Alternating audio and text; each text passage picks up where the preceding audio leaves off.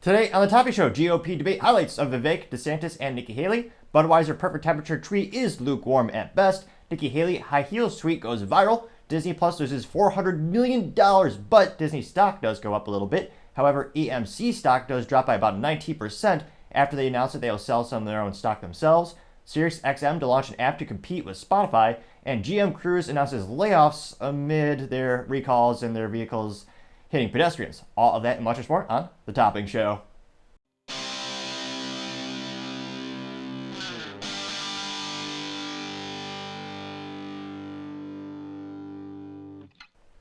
Thank you everyone for taking the time to tune in today. Today's episode of Topping Show is sponsored by Topping Technologies.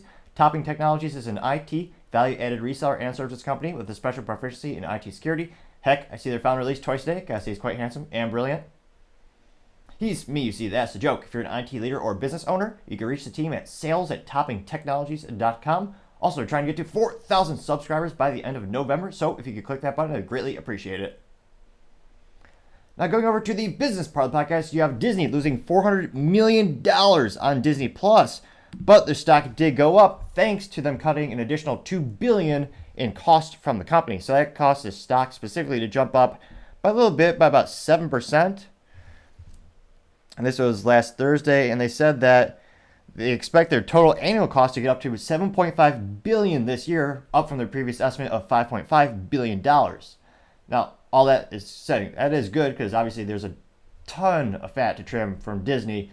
Like many companies, unless you're very careful how you scale a company, there's a lot of waste that inevitably comes to the surface. Now, Disney has also lost about $2 billion on movies in the past year as well. They seem to keep losing more and more money, not listening to what the consumer wants, as they appear to go for more of a niche consumer as opposed to what they used to be when I was a kid, where the whole world was their consumer, basically. They used to go after the 100% market share, have a product that appealed to everyone. Now they're going for the niche market share, which is much, obviously, smaller. And apparently they're not willing to spend more to make up for that loss of the other customers. So not a prudent business decision for that specific company, I don't think. Now, specifically, it looks like the streaming losses narrowed to $387 million precisely from a loss of $1.41 billion the prior year period after the company raised prices for the second time this year, upping the monthly price of its ad-free Disney Plus and Hulu plans by more than 20%. It's the question, who on earth is buying that? I mean, we have economic uncertainty, 40-year hyperinflation, and yet people are still buying stuff like Disney Plus. It's astonishing. Although, on an interesting note, for the very first time in history, American consumer credit card debt recently passed $1 trillion. So perhaps they're just putting that onto their credit card. Now this is also according to a Yahoo Finance article. They noted that the results follow the office reveal of Disney's next CFO and commitment to purchase of Comcast 33% stake in Hulu, which again, that'll give Disney 100% stake ownership since they previously already had 66, well, 2/3 is 66.666 repeating. And then when they asked for comment, they said, quote, "We continue to expect our combined streaming businesses will reach profitability by Q4 FY 2024, although progress may not look linear from quarter to quarter," unquote. Now, they also broke down their entertainment revenue was $9.52 billion versus $9.77 billion expected. Sports revenue was $3.91 billion versus $3.89 billion expected. And their experience revenue is $8.16 billion versus $8.2 billion expected. Experiences being all the parks that are known and loved by many people. Presumably people who have copious amounts of money, since the parks have become so prohibitively expensive for most families, I would argue. So it'd be interesting to see. I mean, they're increasing the amount in which they're cutting the cost, which is good. They've been bloated for years. It'll be interesting to see how much will it take for them to actually get profitability quickly for the streaming platform, as more and more companies are starting to push towards just having, oh yeah, every social media company used to brag about, oh yeah, we have so many users. Great. How profitable are you? Well, they didn't really care for the longest time because they had basically free financing from the banking industry or near 0% interest rates for loans.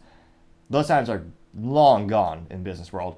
So now it's all about getting to actual profitability. Let me know, do you think, will Disney actually become profitable specifically for Disney Plus in 2024? Or will it just be more or less the same thing? It'll be fascinating to hear what you have to say. Other interesting business news, you have AMC stock dropping about 19% after filing, quote, at the market, quote, sale of stock of up to $350 million of common shares.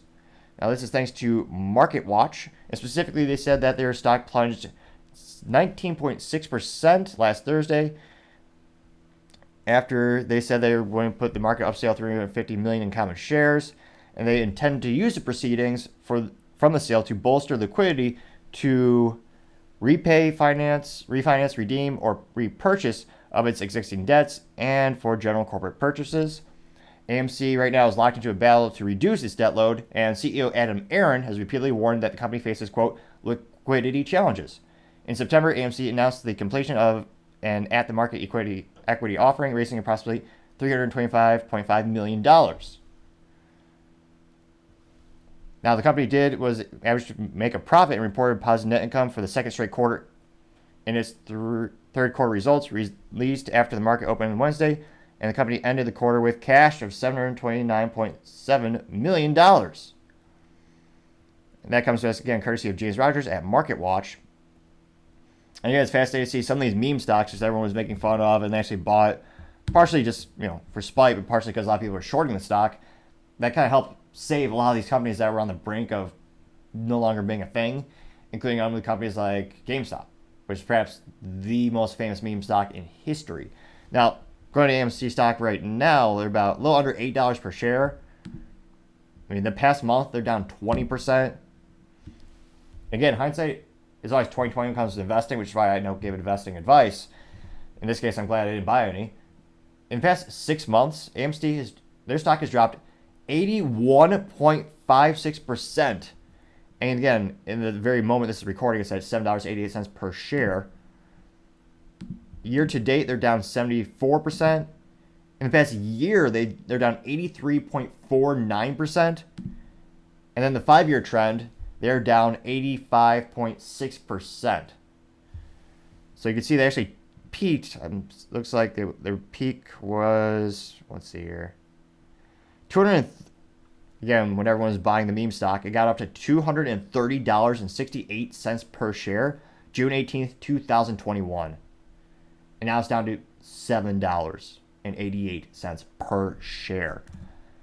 And again, the whole business world around cinema is evolving. More and more people are starting to watch films at home. A lot of people don't like having to pay $15, $20, $50 for a bucket of popcorn. And it's one of those situations where they have to charge that for the concessions because that's how they really make the money. When you see all these box office numbers about, oh yeah, this movie made $700 million. Well, yeah, now it's a split. It doesn't all go to the studio. It also goes to movie theater. And movie theater, they do make a little money on the tickets, but an overwhelming majority of how they grow the business and actually, pay their employees is just with the actual concessions. Truth be told, that was one of my first jobs working for someone else. Actually was a concession, cashier at a Plano-based movie theater that's very famous around the globe. Not to brag, but I was pretty good at sifting the popcorn and getting the kernels down to the bottom. Humble brag. But it'll be interesting to see how many people still are going to go invest in AMC stock when it keeps dropping more and more and more. I mean, they are starting to turn things around, starting to make a profit. But again, they're also very dependent on these studios making good movies, which, when's the last time there's a great movie that you really yearned to go see? Every once in a while, you'll have your outliers. I know the Super Mario movie made over $1 billion. That was hugely successful. The Barbie movie, which mentally vacuous aside, that movie did make over $1 billion as well. So there are some big hits, but again, Hollywood doesn't make as many of those big hits as they used to, or perhaps I'm just looking at it with rose-tinted glasses. Let me know in the comments, are there less compelling reasons to go see a movie now versus even as recently as 5 years ago? I can't help but think most Hollywood is just a copy-paste of their old intellectual properties, just putting on a new shade of lipstick, or in this case, a new dress. But let me in the comments, do you really have a compelling reason to go see a movie these days? I can't help but think the outlook for them would be not so good. Other interesting business news, you have SiriusXM to launch an app to compete with Spotify. Now this looks like it'll come out at a $10 per month plan, available December 14th, and it'll include new channels and shows, as well as the standbys like Howard Stern, and audiobooks for Audible starting next year. Which, in terms of having an evolving business model, Howard Stern, I don't want to say he's a dated, talentless hack.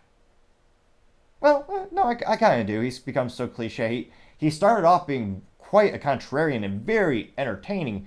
He was very brash, very unfiltered. It was a huge draw in to why people specifically tuned into those channels and to these providers. But the past couple of years, he's acquiesced to just be more of a mainstream personality, removing the controversy, giving into the mainstream media talking points. I mean, he's become everything he despised. I don't know anyone who really tunes into him anymore. I think the only saving grace to his show is that famous people will go on it. So in the rare instances where you hear about someone listening to Howard Stern, it's because they have some, A-list or B-list or whatever list you're looking at, celebrity, come on the show to talk for a little bit. But the exclusivity of that type of environment, that relationship, that's long gone. So, I mean, let me know in the comments, when was the last time you actually tuned into Howard Stern? And would you even pay for that? I mean, again, this is their main top talent at SiriusXM. I mean, it was one of the contributing factors that actually led to the businesses merging together, because they used to be separate, Sirius and XM. And he was a huge part that made that happen. He was a talent draw. But they're trying to compete against Spotify. Spotify has Joe Rogan, who is basically the GOAT for podcasting. And many people would argue for comedy as well. No one is more popular than Joe Rogan. If SiriusXM really wanted to get competitive in this space, granted, I don't know how much money they had to take out as a loan or how they would get his cash, but when Joe Rogan's renewal comes up for his contract, they just need to offer him even more than what Spotify is rumored to be paying him, about $100 million between cash and stock options. And considering Joe Rogan's audience and how many people tune in, how many people download the app just because of Joe Rogan, I'm pretty sure Spotify is getting a pretty darn good ROI out of Joe. I mean, truth be told, the only reason I ever downloaded Spotify was because I wanted to listen to Joe Rogan on the road. So that when I was driving between business meetings or work meetings, I would just be able to tune in and listen to it. You couldn't do that on the other platforms. It's a brilliant exclusivity contract that helped build Spotify even more. So SiriusXM saying, oh yeah, we got Howard Stern out. I mean, maybe not. When was the last time you cared? Now, they know that this is a major effort by the company, which also owns Pandora and Stitcher, which, who cares? It's sad because they killed Stitcher 2 or 3 months ago. The app's gone. So they, in terms of consolidating their audience, they did push those users, I believe, to the main app. But they claim they'll also integrate its offerings and appeal to consumers outside of their cars and satellite radio subscribers. Again, I'm not a doctor, but if you click subscribe, it might cure my stuttering. Perhaps. Can't hurt, that's all I'm saying. But yeah, that was another thing about SiriusXM is everyone knows it because being a vehicle-based product. I remember, I think GM had a couple contracts with them back in the day, and when you went into the car, you got like a free subscription. Even if you bought used, I think it was free for a couple months, something like that. And that's how a lot of people I know anecdotally, like when they talk about SiriusXM, they're like, oh yeah, it was in my Chevy or whatever. Which, again, that was a great business relationship with General Motors because, truth be told, that's how you learned about the product, and that's how a lot of people would actually purchase it after the free subscription was gone out.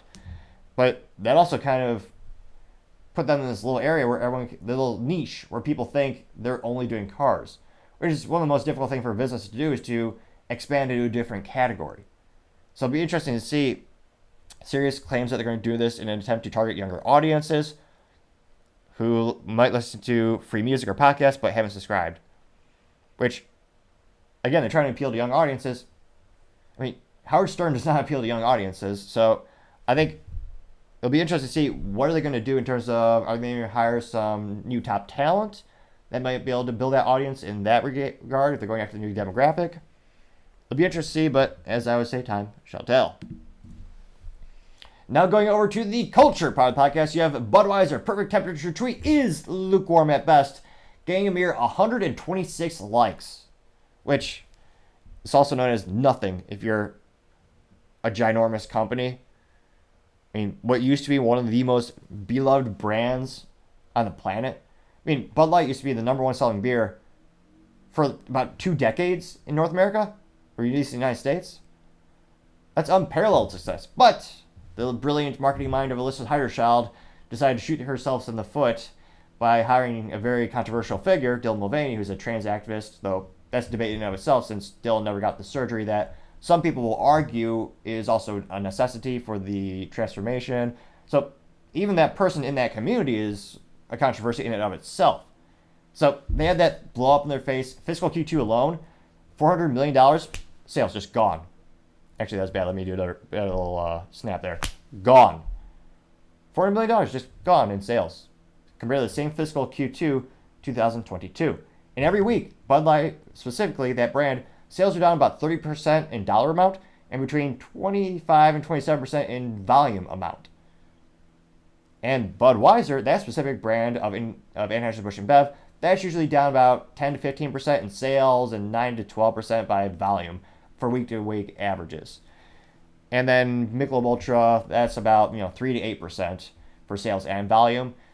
Those seem to be the top brands of the 40-plus brands that Anheuser-Busch InBev owns that have been affected most by the boycott. And truth be told, it's the most successful boycott in history of the United States that I've seen in terms of people in the middle and politically on the right, it became a political issue, have actually boycotted products successfully.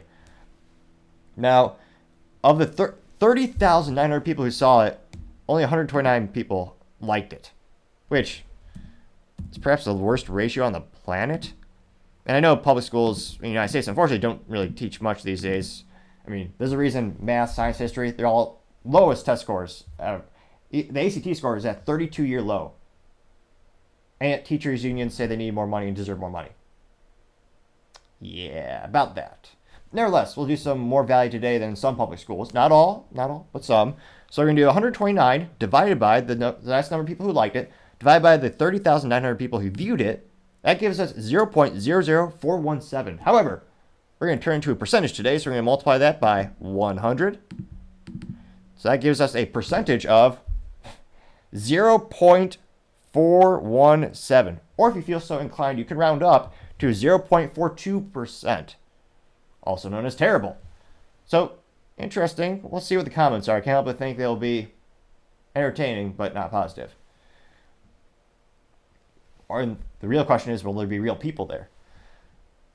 Someone by the name of Lahada Shisa with a Puerto Rican flag or Captain America logo, depending on, that's a debate in and of itself. She did say 40 degrees with an iced mug waiting for a delicious crisp cold beer. This looks like to be a real comment. That got one like. I wonder is she married to Brendan Whitworth, the CIA operative who's now the CEO of Anheuser-Busch? Let's go to her profile. So her profile says, empower yourself as well as others, love unconditionally. Riha Puha products, code 10% off. So she looks like does a lot of reposting for free stuff. But does have some original post. I'll be damned, it's a real person. I would have never guessed. I certainly would not have won that bet. There are real comments here. Lynette Wilson apparently said 32 degrees. Oh, although when I go to her profile, she mainly just reposts for everything you can get for free stuff.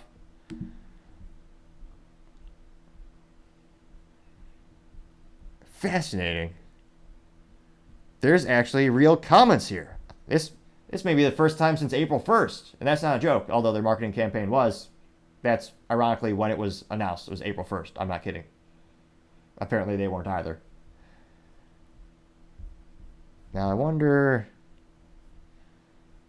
There's so many... Yeah, a lot of people saying between 33 degrees and 40 degrees. 35 degrees.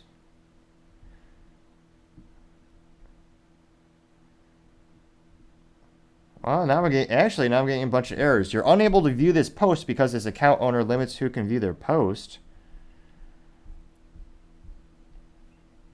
A lot of people saying 32 degrees. Another censored post.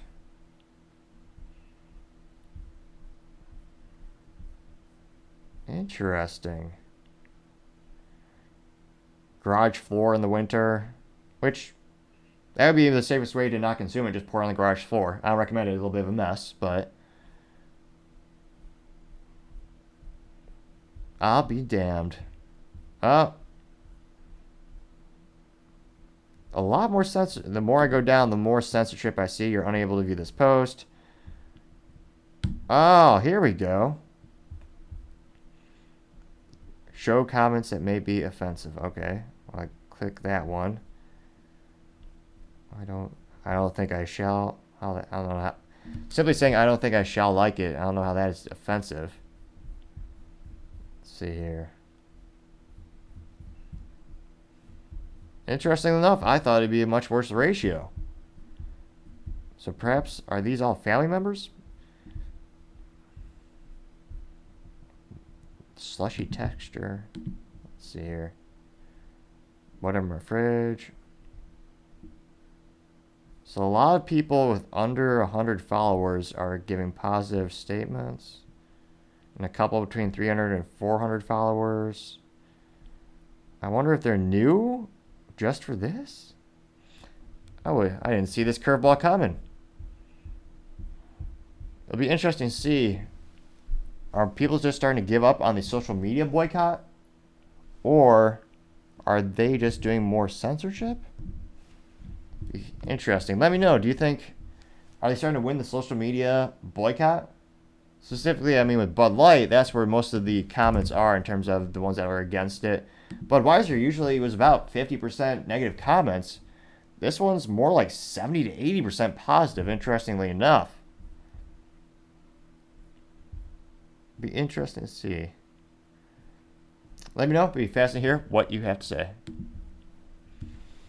Now going over to the political part of the podcast, you have Vivek Ramaswamy's GOP debate from November 8th with the top 5 moments. And again, I apologize, I don't have the picture-in-picture software yet. If you have suggestions for technologies that would enable that, I'm still looking for a new solution.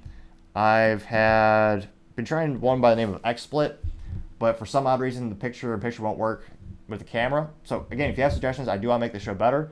So let me know in the comments if you have any critique, and I greatly appreciate it. So we do have the audio though, so without further ado, I'll go ahead and play Vivek.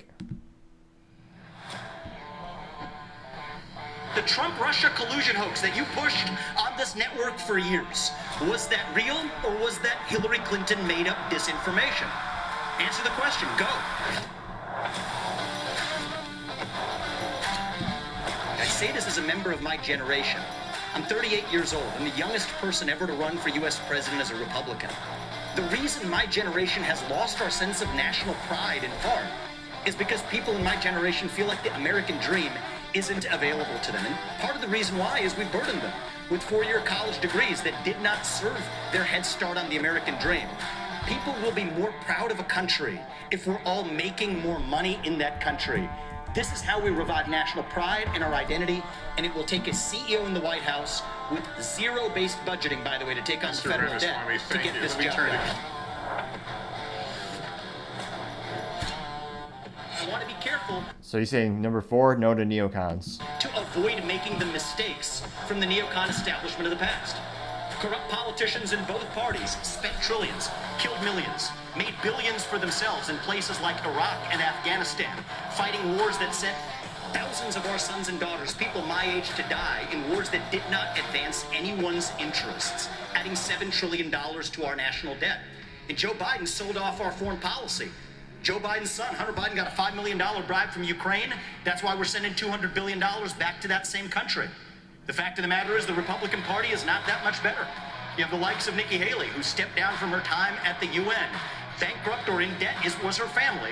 Then she becomes a military contractor. She joins the board of Boeing and otherwise, and is now a multi-millionaire. So I think that that's wrong when Republicans do it or Democrats do it. That's the choice we face. Do you want a leader from a different generation who's going to put this country first? Or do you want Dick Cheney in 3-inch heels? All right, Mr. In which case we've got 2 of them on stage tonight. That might be the best burn. In that case, we have 2 of them. One of the biggest controversy in politics, not being policy, is actually that DeSantis is allegedly wearing high heels and is heightening, which is a controversy in and of itself. And that was probably one of the best roasts. That one statement is all over social media. People are eating it up. This number 3, unleash the economy. Which, yes. Weigh in on this. Ways that you can improve people's financial condition in the short term. Right, and as a CEO, the economic question is core to my vision and policy prescription for this country. Increase the supply of everything. It's the law of supplies and demand. Increase the supply of energy. That brings down the cost of energy, grows the economy. Drill, frack, burn coal, embrace nuclear. Increase the supply of labor in this country. Stop using our taxpayer money to pay people more to stay at home instead of to go to work. Increase the supply of housing. People don't talk about this one in the Republican Party. The land use restrictions are constricting the supply of housing. That's making housing more expensive for ordinary Americans across this country. And then in regards to the Nikki Haley Boeing, I did look it up. So Haley was on the Boeing board of directors for less than a year. Again, when it comes to the stuttering, click a subscribe button. It might cure it. There's a small chance. It's not zero, for sure. Now, again, Nikki Haley was on the Boeing board of directors for less than a year. She collected $256,322 in cash, stock, and other compensations from the company in 2019, while receiving an additional $83,750 in 2020. This, according to the Securities Exchange Commission's filing. So, just a little note in that regard. So that's the true answer. And I think it takes a CEO in the White House who actually understands this to get this done. Because Americans at home, they know the Bidenomics is a lie. Prices are going up. Interest rates and mortgages to buy your home are going up. But wages have remained flat. That's the hard diagnosis for our economy. Number 2, fake nominee. We've talked a lot about foreign wars tonight, but we're in the middle of a war right here at home. It's a war not between black and white or Democrat and Republican. It's between those of us who believe in our founding ideals and love this country and a fringe minority who hates the United States of America.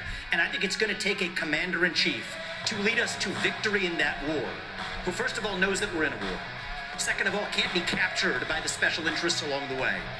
But third is from the next generation, somebody with fresh legs to lead us to victory. I'll shut down the deep state. I'll declare economic independence from China. I'll keep us out of World War III, and then revive national pride in this country. I also want to close with one message to the Democrat Party. End this farce that Joe Biden is going to be your nominee. We know he's not even the president of the United States. He's a puppet for the managerial class. So have the guts to step up and be honest about who you're actually going to put up so we can have an honest debate. Biden should step aside, end his candidacy now, so we can see whether it's Newsom or Michelle Obama or whoever else. All right, just tell us the truth so we can have an honest debate.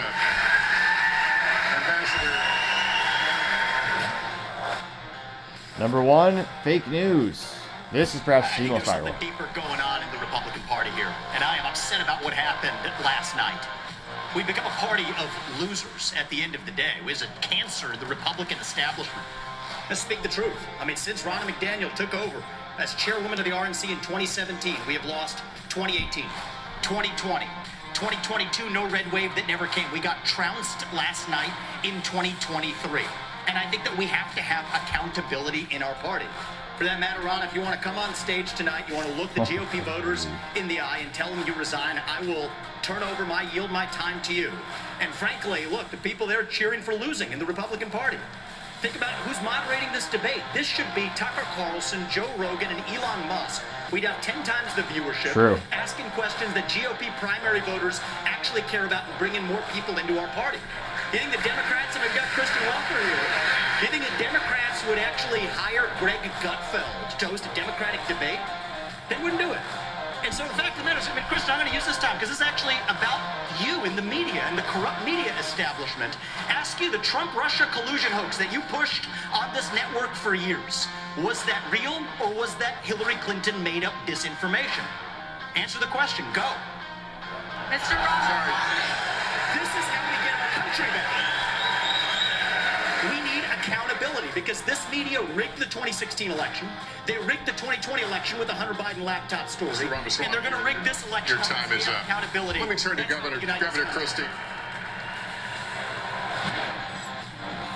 Good music in the background too. That's a good point. How does she still have a job, Ron McDaniel? She's leading the RNC, what is it, 4 losses in a row now? Again, this is supposed to be a party that isn't about giving a trophy to everyone.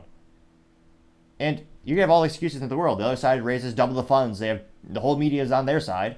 But okay, a winner overcomes all odds. You don't make excuses. You execute a new plan. But again, let me know if you've seen differently. But when I look at the Republican strategies throughout the past couple of midterms, all these elections, I'm not seeing them improv. Again, with the stuttering, click the subscribe button. It might cure it. Maybe. Perhaps. I haven't seen them improvise, adapt, and overcome. Which is what you need to do. Despite the odds, you win. And again, I can't fathom how she still has a job. A lot of people are speculating because Donald Trump endorsed, she's a favorite of his apparently. But again, it's not working. And the definition of insanity is doing the same thing again, again, again, and expecting a different result. So it'll be interesting to see if the Republicans actually do anything about her or just have her just continue to lead them into the ground time and time again. So this got about 2.6 million views on the Twitter, or as 12 people call it now, X. It used to be 18 people, but they've acquiesced, even they are calling it Twitter again. Nevertheless, go back to the comment section. They got 27,000 likes. One of the first most popular ones comes from 2V News saying, quote, truth in the form of a bulldozer, unquote, getting 246 likes. Someone by the name of Marsupial Gamer saying, quote, do you want Dick Cheney in 3-inch heels? We've got 2 of them on stage tonight. Wow, Nikki Haley and Ron DeSantis just obliterated in that statement. How are you not way ahead of the other posers, unquote, getting 466 likes. Let's see here.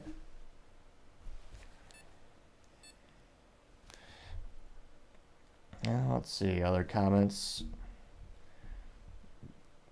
Someone by the name of Jack Fufu saying, quote, savage, only one with the balls to tell the truth, unquote, getting 205 likes.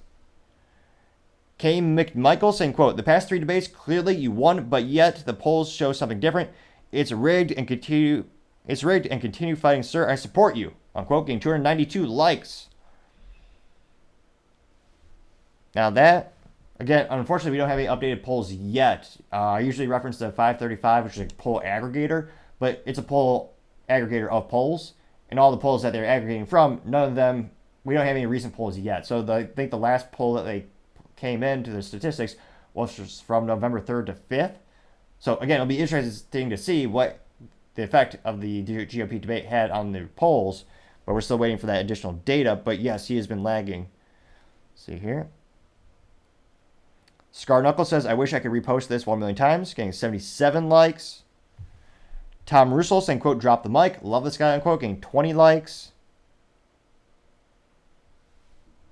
Let's see here.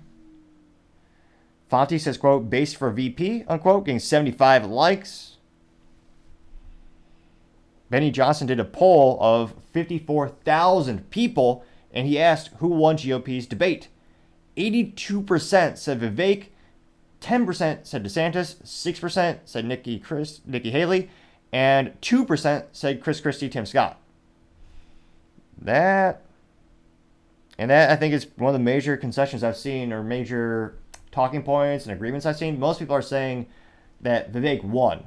DeSantis, a lot of people are saying he did better than the last debate, and we'll cover his talking points a little bit here today. But again, he just really didn't seem to come over the top. So we'll do a couple more comments from this one. Nick Erickson just says, savage, loved it, getting 60 likes. Senator Babbitt said, quote, you crushed the debate, well done, getting 88 likes. Alex Leostis says, quote, your best debate yet, keep on doing what you're doing, it's resonating with the 40 and under crowd incredibly well, unquote, getting 74 likes. I'm trying to see if there's any contrarian ones. A lot of people are saying, yep, great job, getting between 0 and 20 likes. Because usually, let's see here.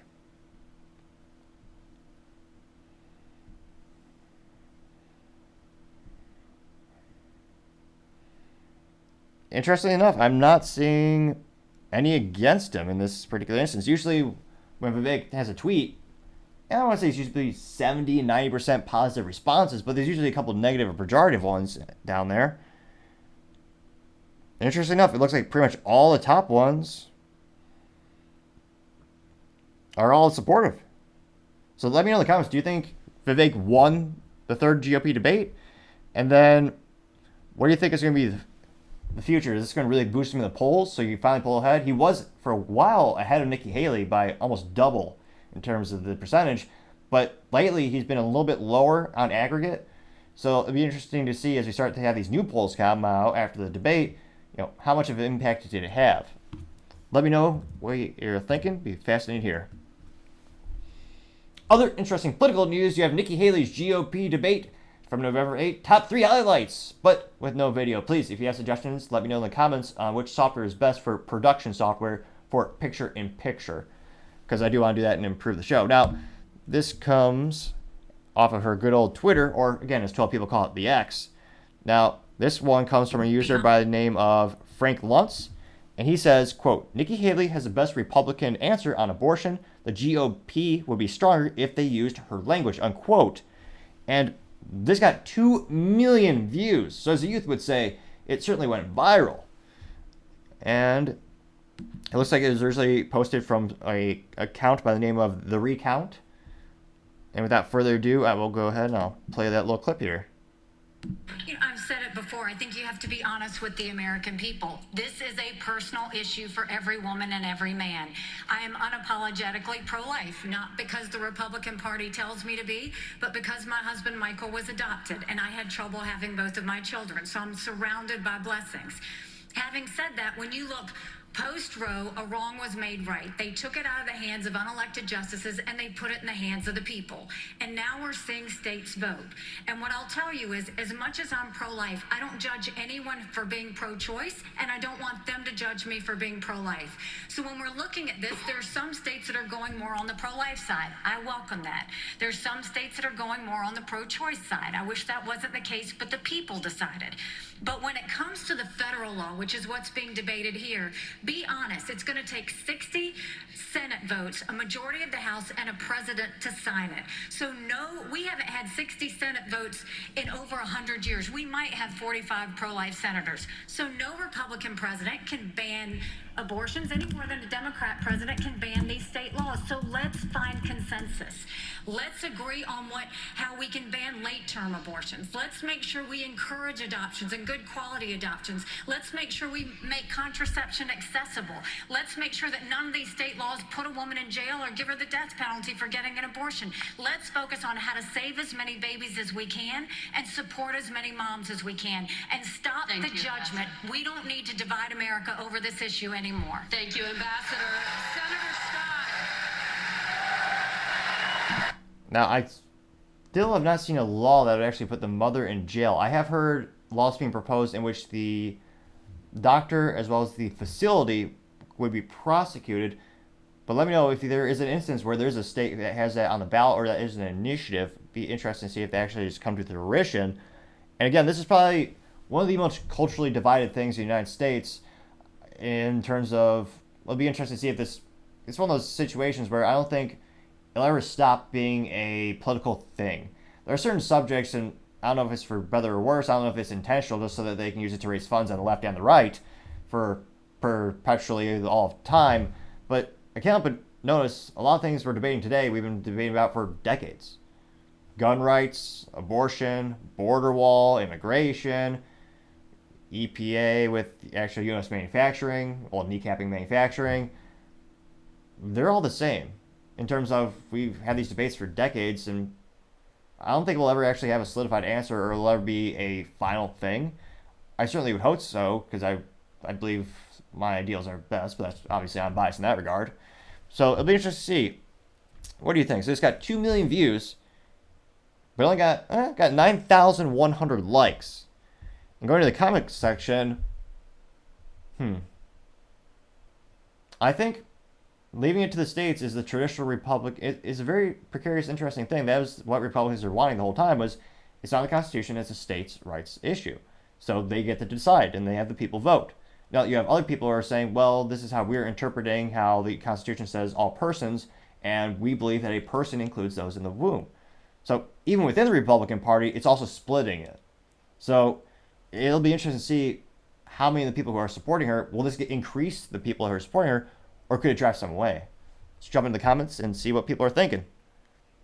Someone by the name of Jeffrey Gold says, quote, actually, Christie has the right answer. Now that Roe overturned the right of privacy in the Constitution, Congress can't ban abortion or codify Roe as it has no enumerated power on the subject, unquote, getting 132 likes. Someone by the name of Juan Perpetual Prince says, quote, Nikki Haley did have an excellent response on the abortion topic. I think she is the most genuine out of the others. Seems like the others are just focused on TikTok and Social Security, but Trump will eat her alive, unquote, getting 88 likes. Representative Jeffrey Sidsky? Well, this person says, quote, she actually didn't say anything, though, unquote, getting 67 likes, which, I mean, that's A-plus politics, or traditional politics. American Hill Politics says, quote, this is literally Trump's position, unquote, getting 24 likes. Let's see here. Mr. Raider fan says, quote, ironically, she would lose the primary, but she could actually win the general. Some Democrats like her pro-Ukraine stance. Some Democrats can stomach her abortion stance. And most Republicans like her economic stance, unquote, getting 63 likes. And I think that is an important note. Everyone should be actively voting in the primaries because primaries matter. That's how, obviously, the nominee becomes the frontrunner. So I think that is a thing. If you look at the number of people who vote in the primaries versus the general election, I mean, it's a huge delta. And even in the general election, there's a huge percentage of people who don't vote, which boggles my mind. If you pay taxes, why not? That's one of the few benefits you get from paying taxes. Although, unfortunately, well, actually, now that I think about it, people that don't pay taxes vote too. Nevertheless, it's part of being an American citizen, and I would say, use what few rights you have left. Someone by the name of Rachel Bitcoffer says, quote, if Republicans gain power again, they'll use it to pass their nowhere to hide national abortion ban, unquote, getting 28 likes. Although this person could just perhaps go to Ukraine, since they have a Ukraine flag in their profile, and most everything's legal there, probably. Let's see here. Someone by the name of Jim Serena says, quote, her answer was, if we had 60 Senate votes, we would ban it. It's a safe answer for her, as Ohio made it clear the freedom of choice is an inalienable right, one which Nikki Haley would take away if they gerrymandered the votes, unquote, getting 86 likes. And fun fact, there are 100 Senate seats. Yeah, I don't see. I mean, Republicans would have to win to get Senate seats to actually make changes. And historically speaking, perhaps they just perpetually love the underdog story, but they're not winning. I mean, to this day, it boggles my mind. They still haven't repealed the 1934 National Firearms Act, which is why it's so prohibitively hard to get something as silly as a short-barrel rifle, which is just a rifle with a shorter barrel. But because of that law, it has to go through a extra background check, a $200 tax stamp, which thank God was not adjusted for inflation because that was $200 in 1934. But again, it's been almost 100 years and Republicans haven't gotten that piece of unconstitutional legislation kicked to the curb. Almost 100 years. And Republicans have had the House, the Senate, and the presidency before. So when it comes to, yeah, you need 60 votes, yeah, that probably will never happen. So it is a safe bet for her to say that. Someone by the name of Patrick Watson says, quote, we don't have the votes to do this thing we have repeatedly sworn we will do at the first opportunity, unquote. Seems unlikely to sway someone, unquote. Getting 91 likes. Matt Plotner says, quote, this is probably the best answer I've heard from a Republican in a recent memory. Usually it's way to the right, unquote. Getting 84 likes. Scorched Teeth says, quote, holy S-H-I-T. It's reasonable, unquote. Getting 83 likes. Let's see here.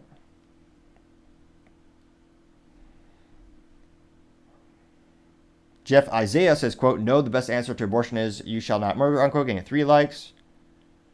Ernie Jabotsky says, quote, no Republican on stage will be president in 2024, unquote, getting 4 likes.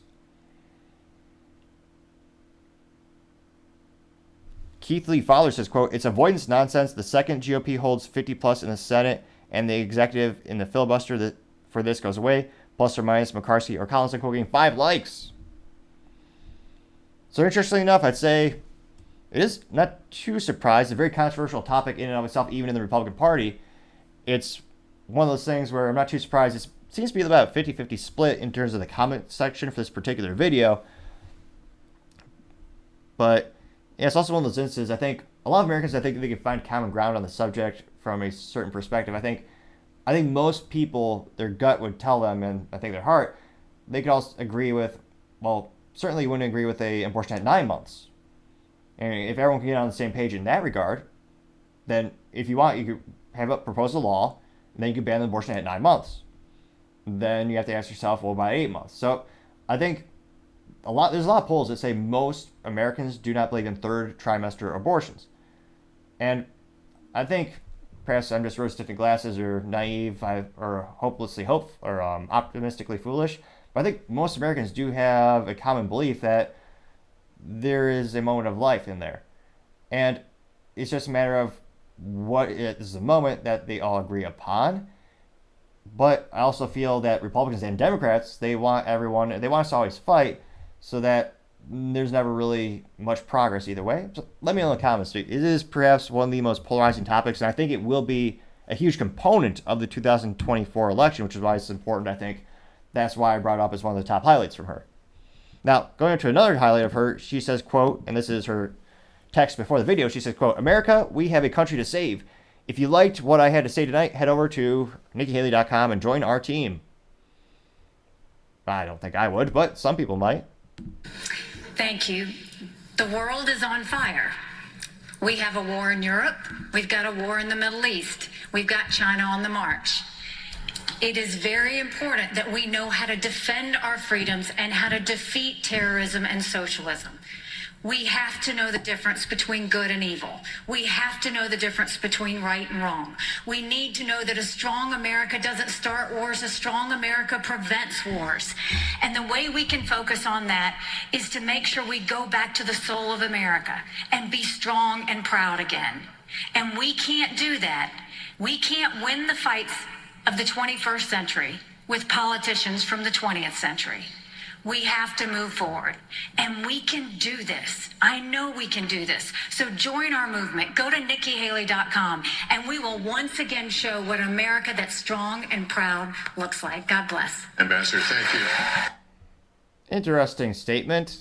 Kind of reminds me of the old 90s politicians where they go, "We need to get America back to work." It's like, yeah, very true. How? What's your policy to get there? But nevertheless, that did get about 300,000 views and about 4,200 likes. Let's go to the comment section and see, are they mostly supportive or mocking her? Dive and find out. Someone by the name of BP84 says, quote, "Haha, Vivek owned you. You're such a clown."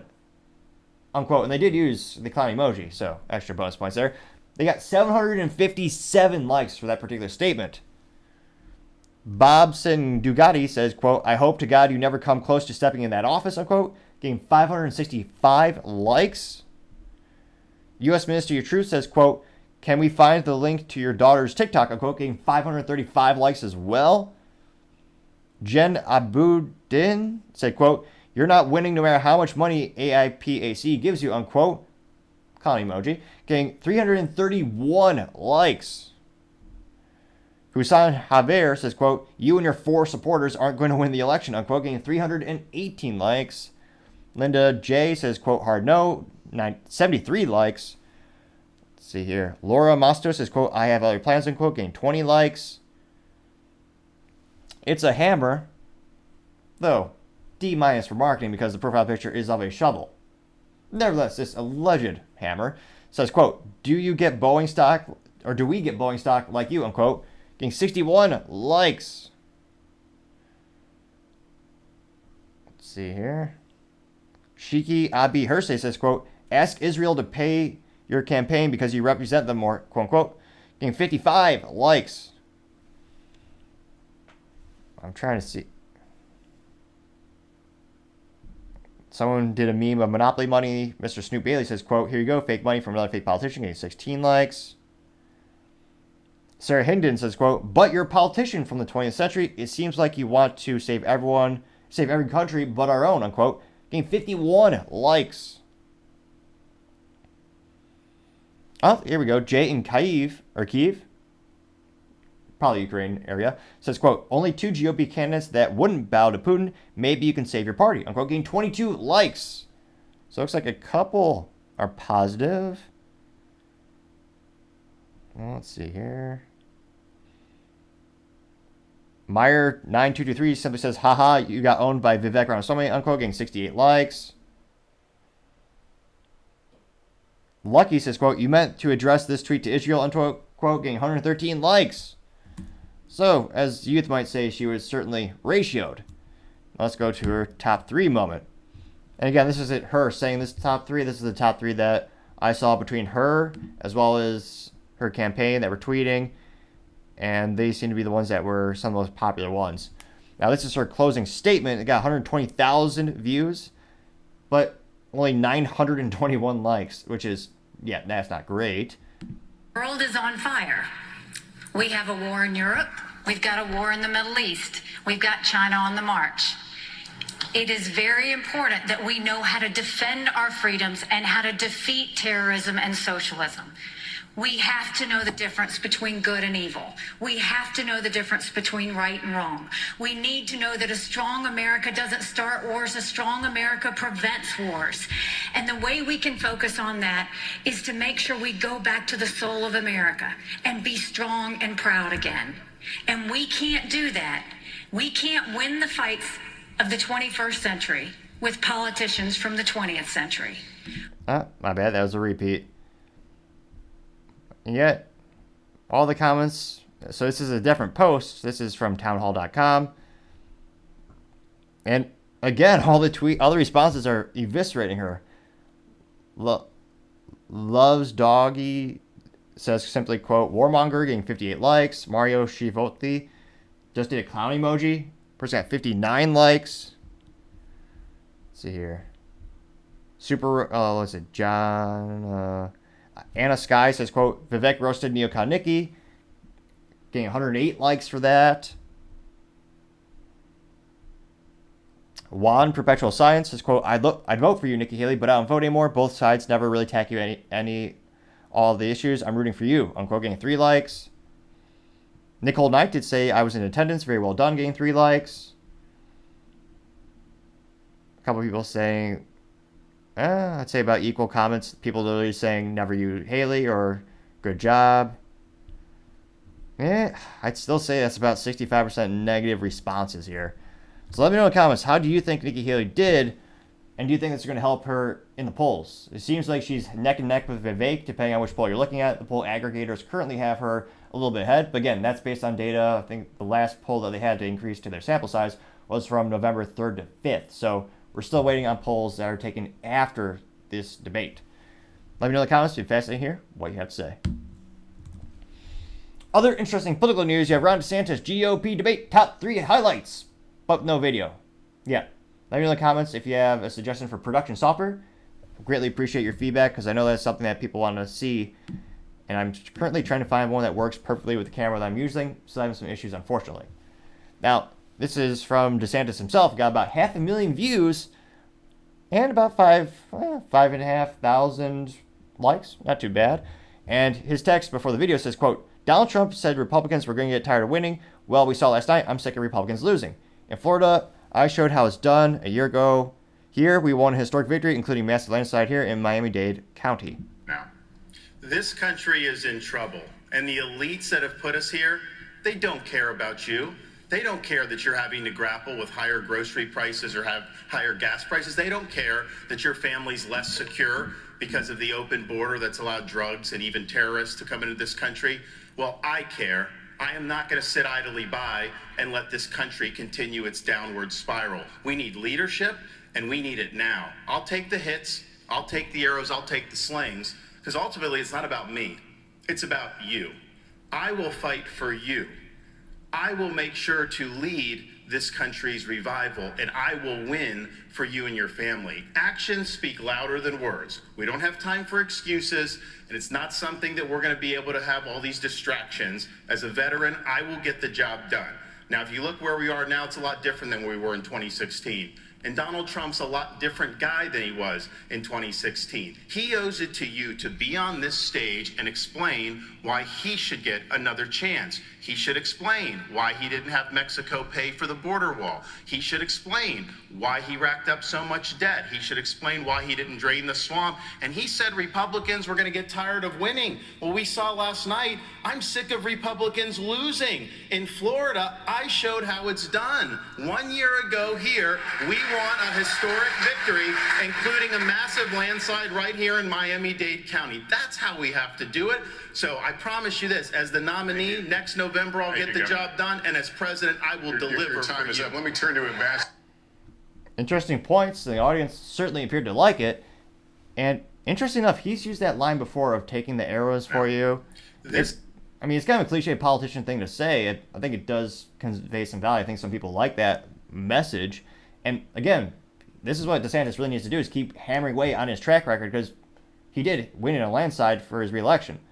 That is partially because so many people moved to Florida, and then that's a debate in and of itself. Is that because of the laws and original ideas that DeSantis had, or is it because he signed off on the things that the government proposed to him and he just signed off, gave a stamp on it? So that's a debate in and of itself, but people did move because of his influence. I believe you could argue that greatly. Now let's go to the comments section.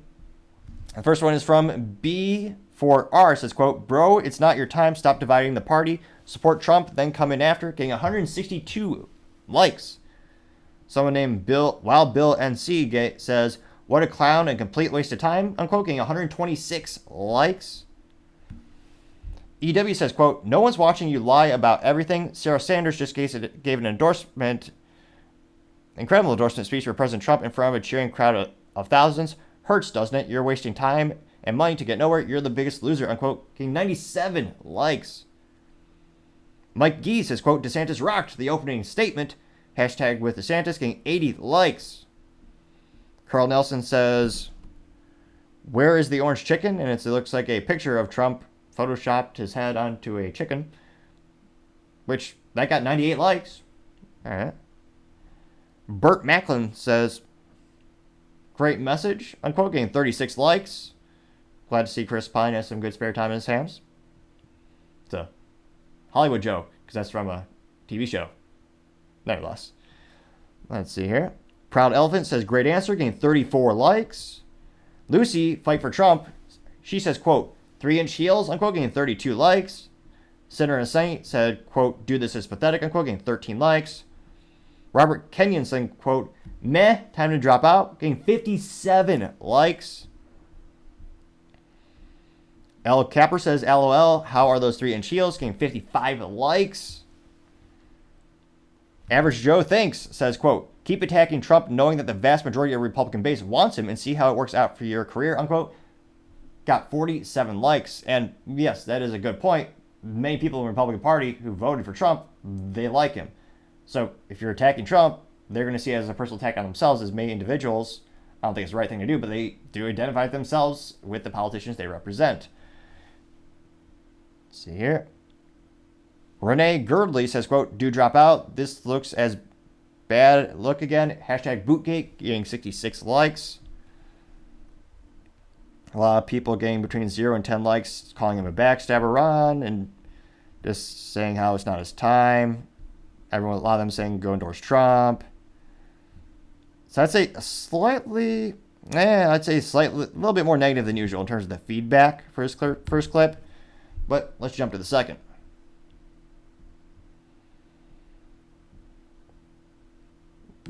Now this is him talking about the fentanyl crisis, and he says before the video, quote, "If someone in the drug cartel is sneaking fentanyl across the border when I'm president, it's going to be the last thing they do. We're going to shoot them stone cold dead," unquote.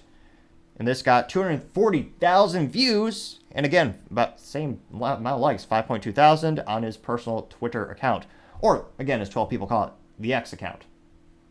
Well, first, I was speaking to a dad who lost a son to fentanyl overdose.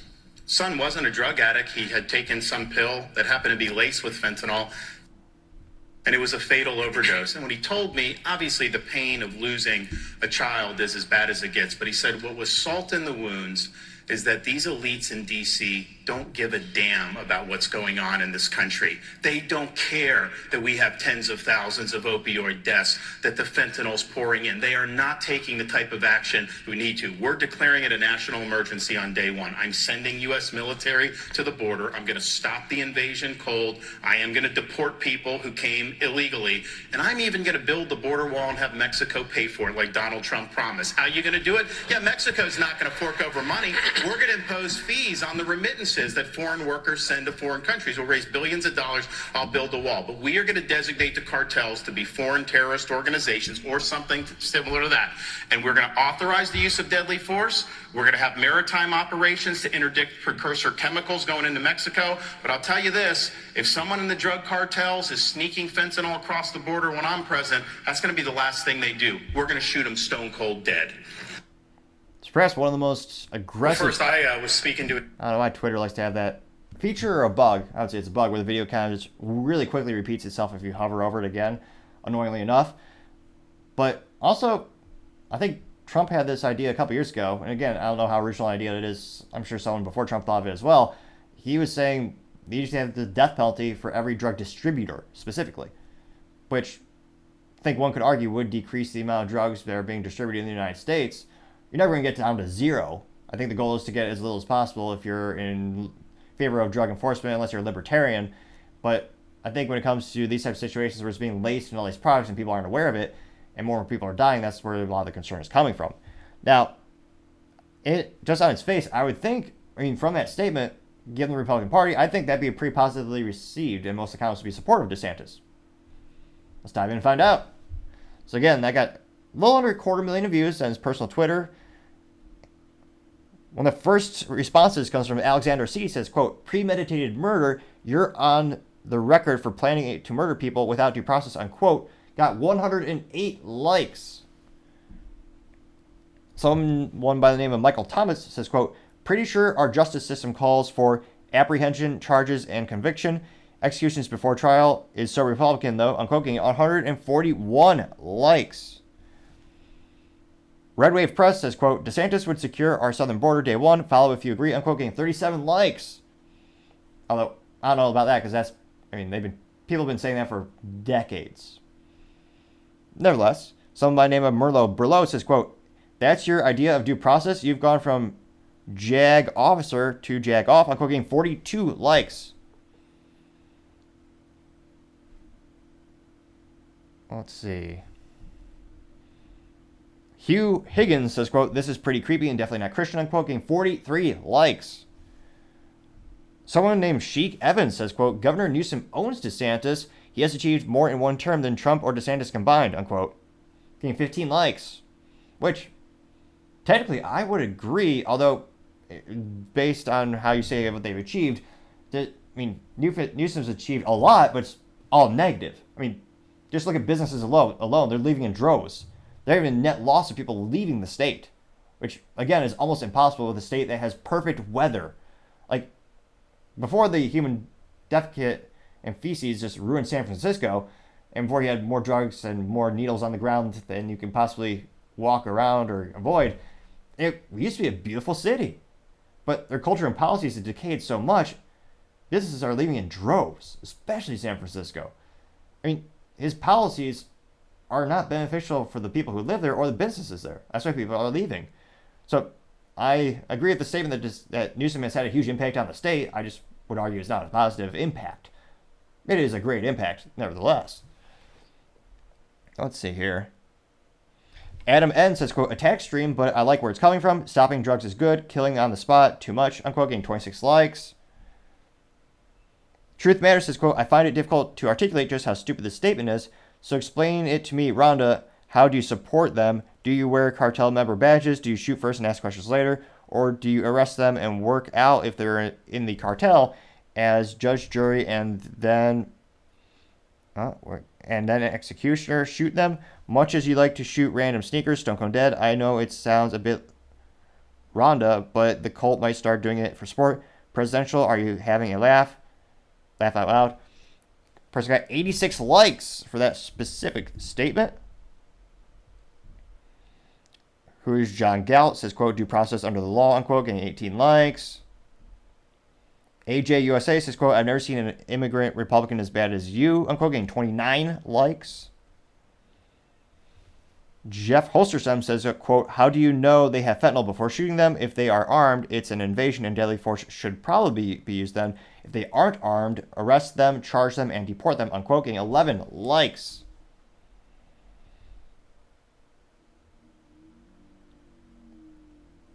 Let's see, Linda from Texas says, quote, 95% of Americans smuggling the drugs just visit ports of entry and take aim, unquote, getting 43%.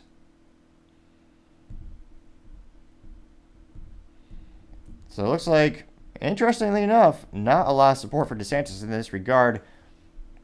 And we want to say, when it comes to the comics section, usually between 40 and 70% are positive, maybe 40 and 60%. But in this case, it really quite backfired. I thought there'd be more support from his base. But nevertheless, let's go on to the third highlight from DeSantis.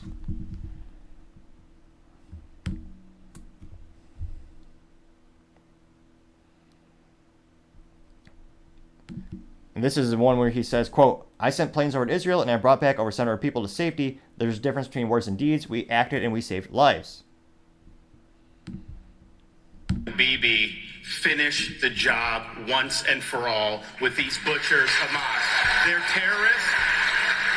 They're massacring innocent people. They would wipe every Jew off the globe if they could. He cannot live with that threat right by his country. That Hamas should release every hostage and they should unconditionally surrender. I'm sick of hearing the media, I'm sick of hearing other people blame Israel just for defending itself. We will stand with Israel in word and in deed, in public and in private. And I can tell you, as governor, I actually did something about it. Biden's neglect has been atrocious. We had Floridians that were over there after the attack. He left them stranded. They couldn't get flights out. So I scrambled resources in Florida. I sent planes over to Israel, and I brought back over 700 people to safety. There could have been more hostages had we not acted. And I'll tell you this, I met the first plane load when they came to Florida, and one of the mothers pointed to a 6-year-old daughter, and she said, my daughter had been saying the last 2 nights, Mommy, I don't want to hear any more bombs, no more rockets. I just want to get back to Florida. So there's a difference between words and deeds. We acted and we saved lives. Thank you. So that, interesting enough, that got 188,000 views and 5.7 thousand likes.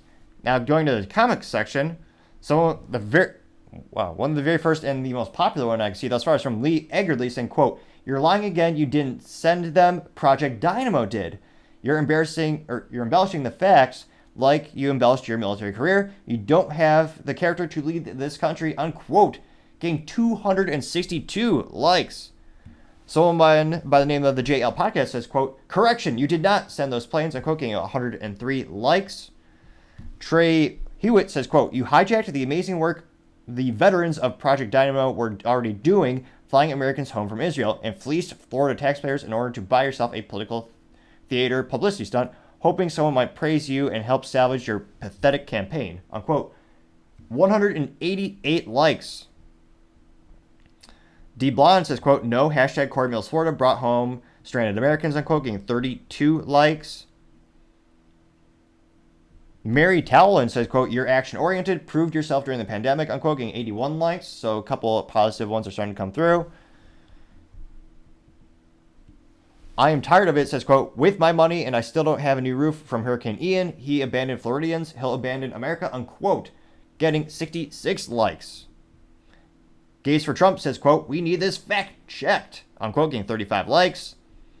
Veritas X Lux says, quote, he's taking credit for another man's deeds. What a loser, unquote, getting 73 likes. Will Bill NC says, quote, the primary is over. It's ridiculous to even pretend otherwise, getting 40 likes. So it looks like an overwhelming majority. No, Vanessa did say, that is awesome. You did good, sir. Thank you, unquote. Got 2 likes. So overwhelming majority of the comments were viscerally against Ron DeSantis, especially for that particular point. Now, interestingly enough, I mean, again, not everyone is on social media. This is not, I don't know how really this correlates to actual polls and actual voting. So it'll be interesting to see how this debate helps or hurts in the polls. But his answers and the questions seemed a little bit better than the last debate. But again, they really didn't seem like enough to increase him in the polls. I think it might just kind of bottom out or stay steady. Which again, if he does stay steady, as well as the other candidates, he could get the nominee only if Trump is barred from running. That's the only conceivable way he can get it with all the data we have right now of all these polls saying Trump is ahead by 30, 40, 50 points from Ron. So let me know in the comments, do you think this debate was an overall net benefit for Ron or overall negative? Be fascinated to hear what you have to say. Other interesting political news, you have Nikki Haley's high heels tweet goes viral, getting over 10 million views in a single day. And actually, in a couple hours later, she got even more. So her quote says, quote, Vivek, I wear heels. They're not for a fashion statement. They're for ammunition, unquote. It now has 13.1 million views. Which, I don't know if she's ever bought a gun before, or if she knows the concept of a weapon. But ammunition feels a gun, which is a tool to defend yourself. How would a high heel defend you? Unless she has a copious amounts of money, which I guess she does, she could perhaps turn the high heel into an ammo carrier.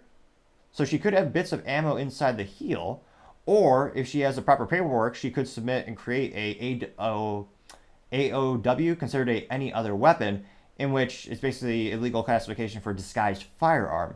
Similar to when you see a cane gun, it's legally a gun, but it needs special paperwork to purchase it because it's in disguise, and it falls over the NFA, or national known as the National Firearms Act. So perhaps she is. But in all seriousness, I don't suppose this means she's just proud of her womanhood. Again, let me know in the comments what you interpret this, what she's trying to say. But it is funny that she's not disputing the fact that she's basically Dick Cheney. Because that was the insult that Vivek said was, we basically have two politicians here who are basically Dick Cheney in 3-inch heels, and we have two of them, thereby giving a little jab at both Nikki Haley as well as Ron DeSantis, with Ron DeSantis wearing heels. In many cases, he's almost all confirmed that he has inserts in his boots, which a cowboy boot already has a heel, which I don't know how common cowboy boots are in Florida. I always thought that was more of a Texas thing. But nevertheless, he, as many people are accusing him of heightening, it's become a big trend on social media. It's all Bootgate. And again, so she's not disputing the fact that she's basically that previous politician. She's just saying, oh yeah, like I feel. So let's go in the comment section. So again, 13.1 million people saw it, but only 7,200 people liked it, which that's pretty bad. Now I'm curious to see what's the actual percentage of people who liked it versus saw it. That's going to give us quite a negative number. Let's turn to a percentage. 0.0549. Or if you feel so inclined, we could round up. 0.055% of people who saw this post liked it. Now, the very first and most popular comment comes from Ashley St. Clair. It says, quote, so you're going to shoot your heels at brown kids in the Middle East, unquote. I got 12,000 likes. And I think it is a correlation, or rather a jab at Nikki Haley's interventionist policies, where Nikki Haley is much more supportive of putting U.S. troops on foreign soil than the other Republican nominees. I think Vivek is perhaps much more of an isolationist, as opposed to others, where she's very much pro. Ron DeSantis is kind of in the middle of policies. Other top comments come from Josh Lakeesh saying, quote, did Lindsey Graham write this, unquote, getting 2.3 thousand likes. Clandestine has a meme, or rather a picture of a gentleman holding a piece of paper squinting, and he says, quote, I've read this 10 times and I have no idea what it means, unquote. I got 2.8 thousand likes, and agree, I still trying to comprehend what on earth she means myself. Someone by the name of Vince Langman says, quote, drop out, you're just embarrassing yourself now, getting 1.9 thousand likes. VV Free says, quote, I don't understand what this is supposed to mean. Got 9.9 thousand likes. Tara Bull says, quote, this is the weirdest comment ever, getting 4.1 thousand likes. Someone by the name of Shu, though, F for marketing, the picture is just a person with a jacket, not a shoe in sight. Nevertheless, this alleged Shu says, quote, what? I got 12,000 likes. Brandon Hera, also known as the AK King, or the AK guy, and he's actually running for representative in Texas. Brandon Hera says, quote, your consultants really told you this was a good line, huh? And has a gif of this, Steve Harvey, and he's drinking water. He's like, what? They got 3,100 likes.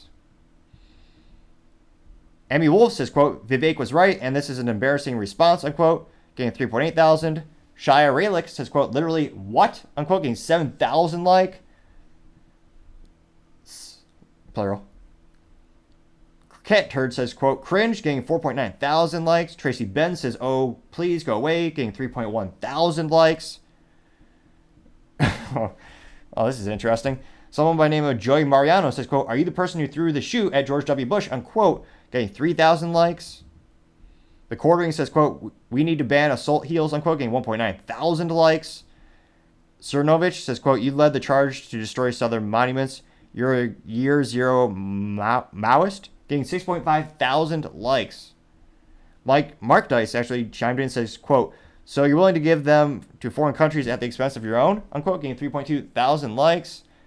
Keith Wood says, quote, so you'll be sending them to Israel to use on children, getting 3.3 thousand likes, or rather 3.6 thousand likes.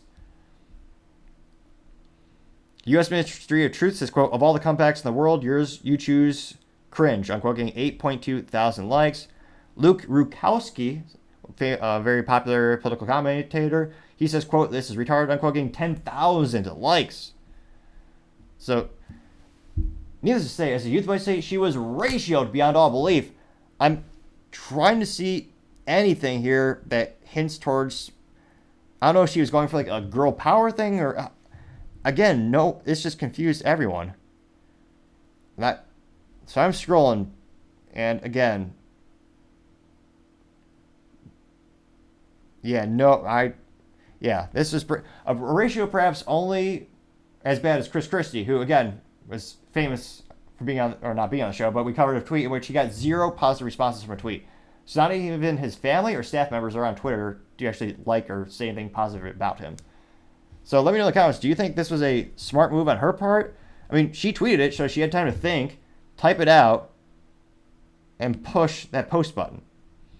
And it certainly did not go as planned. But again, maybe this helps her in the polls. I mean, Twitter is not, we don't vote on Twitter yet, or X as some people call it. Like 12 people call it that. But nevertheless, it'll be interesting to see how much correlation there is between social media and the actual voting booths. Let me know, does this tweet increase your perception, Nikki Haley, or decrease it, or kind of about the same? Be fascinating to hear what you have to say. Now going over to the business blunder of the day, you have General Motors crews now laying off layoffs after a myriad of recalls and their driver's vehicle accidentally hitting a pedestrian. Whoops. Or is it because the Terminator is coming to life? Dun dun dun dun dun dun dun dun. And if you didn't get that movie reference, that part of me would just die a little bit inside, because that classic by James Cameron with Terminator movies, I mean, that's just a good staple of cinema. Granted, I find most of his statements politically, morally vacuous, but nevertheless, from a creative standpoint and his, directing capabilities, obviously top notch. Now, General Motors actually purchased Cruise a couple years back. Cruise, again, not great marketing because they used to have a vehicle called the Cruise, which was a great little fun vehicle, a Chevy Cruise Eco with a stick shift. Great way to get good fuel economy, and good old stick shift is all cars should have by default. But now they bought a AI-driven company, so the Chevy Cruise little sedan, that car is dead. The compact sedan is dead. They don't make it anymore. It was made in Ohio. Now they bought a company called Cruise, Cruise, and they are the autonomous driving company they bought out of, I believe, San Francisco. Where did they buy it from? But they recently had these issues where you have the recall, you have the pedestrian getting hit, and they're halting production because they say we don't have enough vehicles. So unfortunately, now it's getting even worse. They're going to start doing layoffs. Now this comes from us thanks to a media company in the Bay known as Crone 4, which oddly enough has nothing to do with Transformers or sci-fi, but it's just a regular news station, interestingly enough. Now, it looks like GM said they would be laying off a unknown specified number of workers, and layoffs are set to impact contract workers employed through third-party vendors and staffing agencies, which was told us by a Cruise representative. Contingent workers will also be let go assigned with work that includes contingent workers who will be let go assisted with work that included cleaning, charging, and maintaining the AV fleet. The first report that cruise layoffs are on the way. According to Forbes, Cruise CEO Kyle Vogt told the company executives that layoffs were necessary during the hour-long meeting. The meeting was to discuss the damage control measures following a series of damaging headlines about General Motors-backed autonomous vehicle service in San Francisco. There had been a steady stream of incidents involving Cruise vehicles. In October, a Cruise vehicle had run over a pedestrian who knocked into his path by another vehicle. With the pedestrian trapped under the chassis, the Cruise vehicle attempted to pull over, dragging the pedestrian, who was critically injured as a result. A detrimental software error, to say the least. Now, thankfully, I do not believe that person perished from us, so there's always a silver lining, usually if you squint hard enough in life. And following that incident, the Cruise's autonomous vehicle department and driverless testing permits were suspended by the California Department of Motor Vehicles. The DMV cited a, quote, unreasonable risk to public safety as the reason for the suspension. And then later, a couple days later, GM announced that it is recalling all 950 Cruise vehicles in order to update the software and prevent similar incidents from occurring. Or perhaps updating the software, now that they have that, it can learn more and be more efficient. Sci-fi or reality, time shall tell. But when a spokesperson also said, quote, mapping with supervised testing with a safety driver behind the wheel will continue at this work is a crucial element in continuously improving our tech, unquote. They declined to share the specifics on the number of workers impacted or the locations which they worked. So the upside is it's a very popular area in the automotive community is autonomous driving, and there are a lot of startups, especially in the Bay Area, around that subject line. And a lot of the major manufacturers, the legacy manufacturers, have those initiatives as well. So I'm hoping that all the people who are negatively affected and impacted by the layoffs are able to find gainful employment at one of the other big companies or a startup company relatively soon, given their skill sets. But to have something where GM is saying, oh yeah, we think this is a good bet, this is the future, a lot of people want autonomous driving, which again, how boring must your life be? Every car should be 3 pedals by default, with good old manual stick shift, internal combustion engine. It's just so much more fun. That's why, that's just my 3 cents. It used to be 2 cents, but 40-year hyperinflation, gotta be 3 cents. That's my preference. Then some people get 2 pedals, which is where you have an automatic transmission. And then you're gonna have these other new future cars, driverless cars with no pedals. So we're from 3 pedals to 2 pedals to no pedals. I mean, driving is such a rare, fun experience. I think you should savor every second of it, even if it's in bumper-to-bumper traffic. If you have a stick shift, you can still have a little bit of fun, and it's a good workout, which I'd argue many Americans need anyway.